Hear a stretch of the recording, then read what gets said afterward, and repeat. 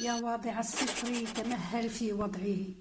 ويا داك الاستاذ اللي كتحط الامتحانات، حط راسك في مكان التلميذ اللي يمكن مصيره بين قوسين كاين بين يديك انت.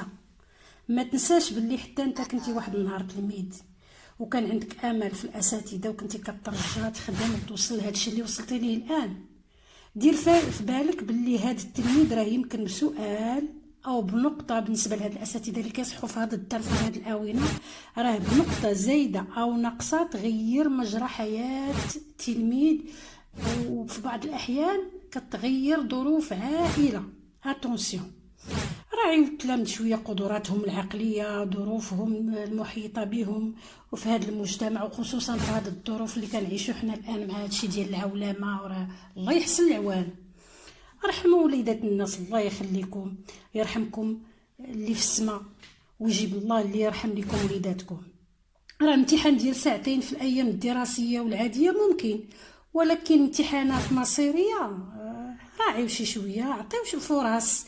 كنمشيو راه الاساتذه اللي هما عندهم خبره راه كيعرفوا اننا كنمشيو من السهل اللي كلشي التلاميذ ممكن يجاوبوا عليه، وغاديين وحنا كنصعبوا شي شويه. بيان سور كاين فرص وكاين قدرات كتفاوت على حسب التلاميذ.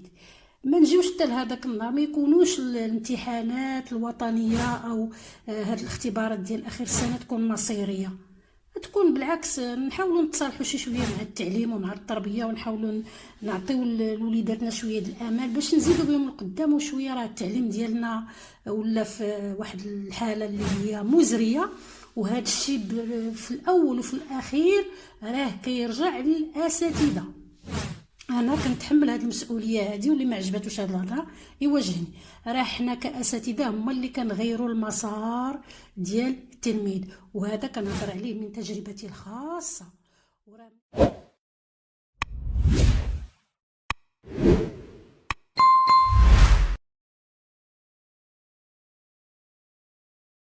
كنهضر مع الناس الاغلبيه فيهم والله العظيم الا 70% ديال الناس كتهضر معاهم دابا كبروا، وملي كيتحسروا وكيدمعوا عينيهم اش تيقول لك ما نسمحش لواحد الاستاذه او لا ما نسمحش لواحد الاستاذ هو اللي كان سببي.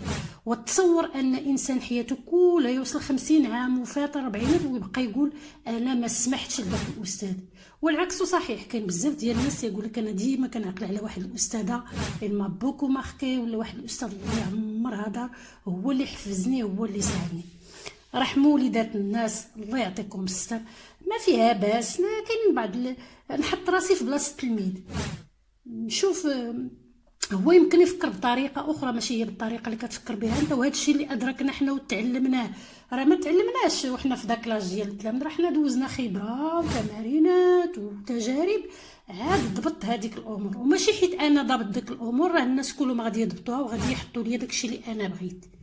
الله يعطيكم الستر، رفقوا لينا بوليداتنا. راه قال لك كاد المعلم ان يكون رسولا، ماشي كاد المعلم او الاستاذ ان يكون غولا. رحموا وليدات الناس في هذه الايام، الله يجيب منا رحمنا ويرحمكم. وشكرا مني ليك، كتشجع الوليدات اللي عندهم امتحانات وكتمنى التوفيق للجميع. وشكرا. تنسوا الاعجاب بالفيديو والاشتراك في القناة تشجيعا لنا لنستمر بنشر المزيد ان شاء الله.